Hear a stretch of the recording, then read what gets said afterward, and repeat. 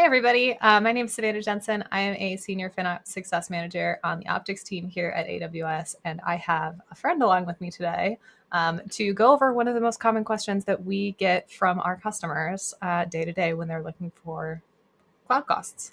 Wade, over to you for an intro. Yeah, hi everyone. My name is Wade Peel, and I'm also a Senior FinOps Success Manager with the Optics team. Thanks for having me with you, Savannah. Absolutely. So today we're going to be talking about EC2 Other. Specifically, what is EC2 Other anyway? It is one of the services that folks will see in their Cost Explorer more often than not, and it is not a service name that maps to something in our AWS pricing pages. So we do get a good amount of questions about it. But today we'll be going through what's in there, how you can see it, and kind of how to demystify this mystical service. So I'll go ahead and pull up my Cost Explorer and we can start digging into it. So right out of the gate, I've got my whole cost framework kind of split by service here. And when I mouse over, you can see that EC2 Other is my second to the top, pretty significant portion of my spend. Wade, do you have any suggestions on how I can get down and look at what's in here? Yeah, definitely. We're going to probably want to group by usage type when it comes to EC2 Other. So if we go into the service and we filter under EC2 Other just to get down to EC2 Other only, and then when we're trying to figure out, well, what's making up that big chunk of spend, grouping by usage type is going to break it out and show us the different dimensions there. Awesome.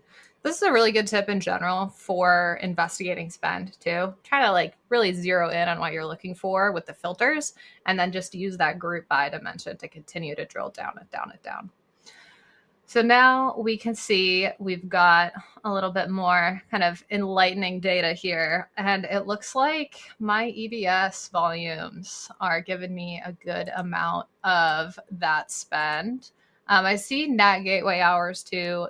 The majority of these look pretty readable. I guess the one that might not be as accessible is this guy. And Wade, do you want to elaborate on what that could be?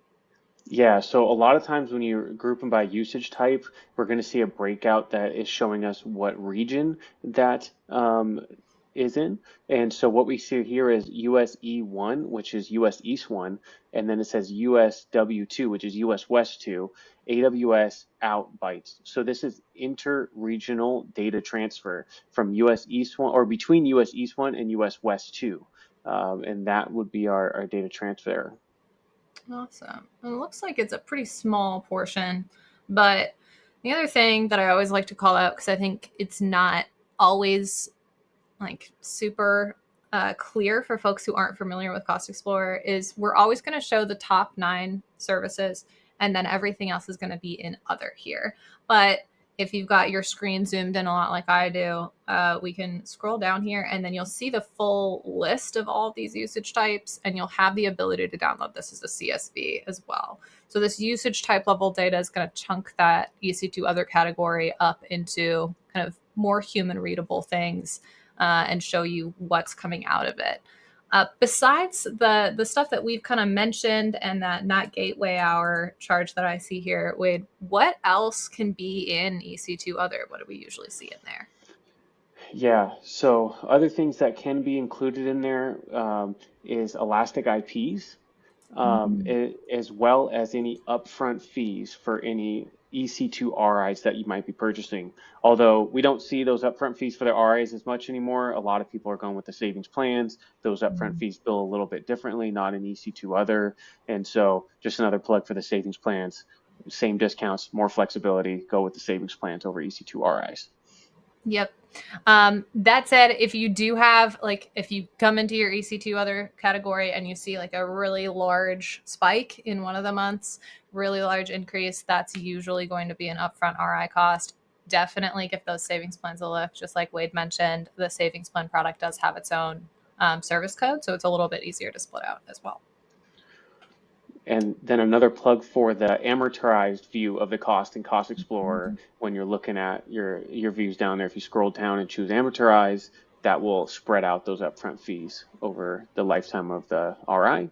Just helps you understand a little bit more of the cash flow. Yep. And that's going to be all the way down at the bottom. And it's going to blend that upfront payment over the course of the term. Uh, it's what I usually tell customers to use if I'm trying to show like a effective rate of what their instances are kind of running in total monthly on average and in aggregate across all of those upfront payment savings plans as well. Cool. So when we're looking at your environment here, Savannah, it seems like one cost is really jumping out to me. Yep. So can you tell me a little bit more about what we're seeing here and what we might do in terms of optimization? Absolutely. So EBS is kind of the biggest thing that I see out of the gate. I've got a couple different kinds of EBS usage, but what I would recommend for folks who are in a similar boat as I am is one, make sure you're cleaning up those old volumes. Compute Optimizer has a lot of resources, as does Trusted Advisor, to see whether or not these resources are being used. Definitely take a look at modernization as well. I've got, it looks like a good amount of GP3 volumes over GP2, this purple guy versus the orange one, because GP3 is newer, more performant, and cheaper.